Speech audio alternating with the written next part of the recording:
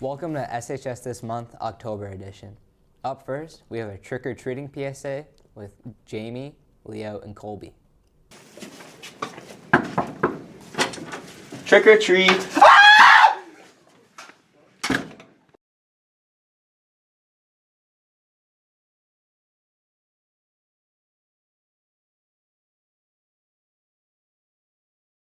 Next up, we have Scary Stories with Marissa Syrick. Hello, my name is Marissa Syrick. This is SHS This Month, October edition, and today I will be reading you a scary story for Halloween. While Ruth slept, a spider crawled across her face. It stopped for several minutes on her cheek, then went on its way. "What is that red spot on my cheek?" she asked her mother the next morning. "It looks like a spider bite," her mother said. "It will go away, just don't scratch at it." The small spots soon grew into a small red boil. "Look at it now," Ruth said. "It's getting bigger. It's sore." "That sometimes happens," her mother said. "It's coming to a head." In a few days, the boil grew even larger. "Look at it now," Ruth said. "It hurts, and it's ugly." "We'll have the doctor look at it," her mother said. "Maybe it's infected." But the doctor could not see Ruth until the next day. The night Ruth took a hot bath. As she soaked herself, the boil burst. A swarm of tiny spiders crawled from the eggs their mother laid in her cheek.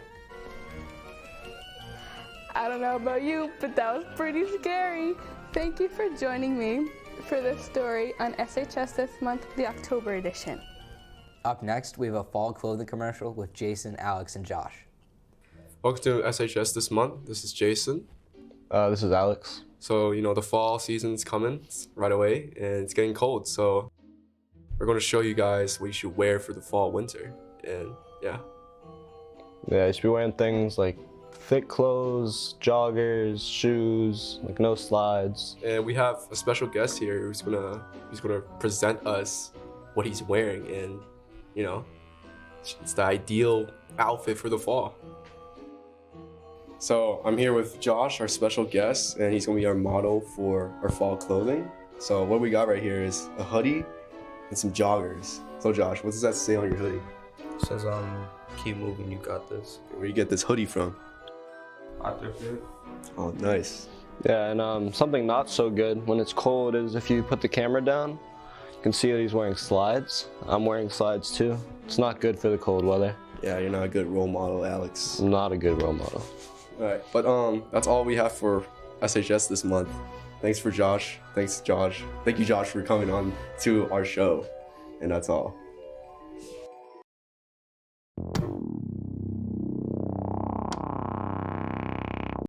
This month on Baking with Barbosa, we're going to be making a homemade pumpkin pie for the Halloween season. First, we're going to start off with the crust. Pour 2 cups of flour into a large bowl.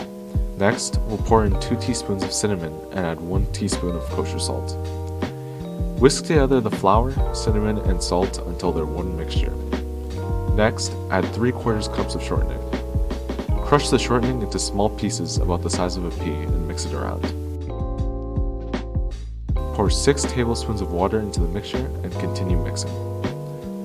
Feel free to add more water or flour if it's too dry or wet.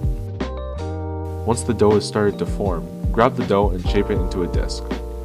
Dump the dough onto 2 pieces of large plastic wrap and wrap it tightly. Chill this dough in a fridge for about 30 minutes. After this, you're going to want to preheat your oven to 425 degrees Fahrenheit. Next, we'll be making the filling. Pour 1 cup and 2 tablespoons of sugar into a large bowl. Add 1 tablespoon of cinnamon to the sugar, then add 1.5 teaspoons of ground ginger. After that, add 1/2 teaspoons of ground cloves, and finally add 1/2 teaspoons of kosher salt. Mix together these 5 ingredients with a fork or other mixing tool. Then grab a new bowl and crack in 3 eggs. Whisk the eggs together. Pour 15 ounces of pumpkin puree into the eggs. After that, pour the sugar spice mixture into the eggs and pumpkin puree and whisk together. After some mixing, pour 1 cup plus 2 tablespoons of evaporated milk into the mixture and mix together again. Once the dough is chilled for 30 minutes, flour a clean surface. Roll the dough out to be about 1/4 inch thick. Make sure the surface and rolling pin are properly floured so the dough doesn't stick. Next, carefully roll up the dough onto the rolling pin and transfer it to a 9.5-inch pie pan. Tuck the edges and crimp it to make it look nice. The key to a nice pie crust is to be gentle, so make sure to take your time. Once this is done, pour the filling into the pie pan with the dough. Bake the pie in the oven for 15 minutes at 425 Fahrenheit, and then reduce the temperature to 350 Fahrenheit for 40 minutes. Once 40 minutes have passed, check to see if the pie is properly baked. If the center of the pie jiggles a lot while moved, the pie needs to be baked longer. If the center of the pie jiggles slightly, it has been baking long enough and you should take it out of the oven. Once it's done cooling, add some whipped cream or ice cream and enjoy your delicious Halloween treat.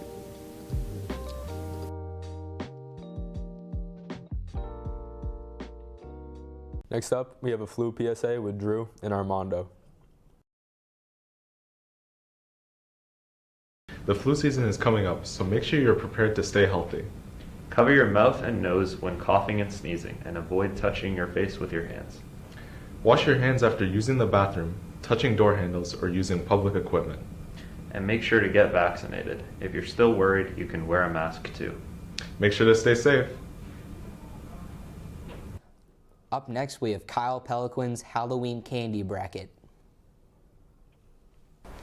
Hello and welcome to the second annual Halloween candy bracket.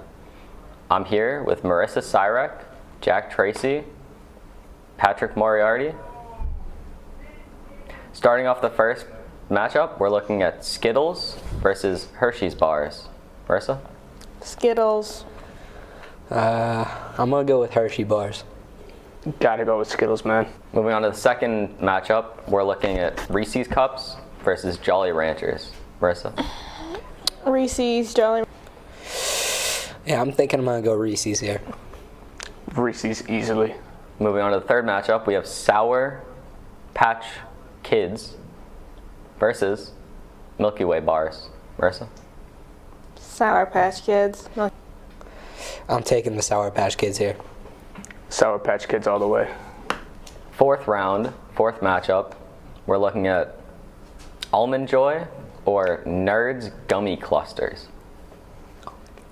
Dude, I'm going with the Nerds. Almond Joys are for old people. You know, I'm going Almond Joy here.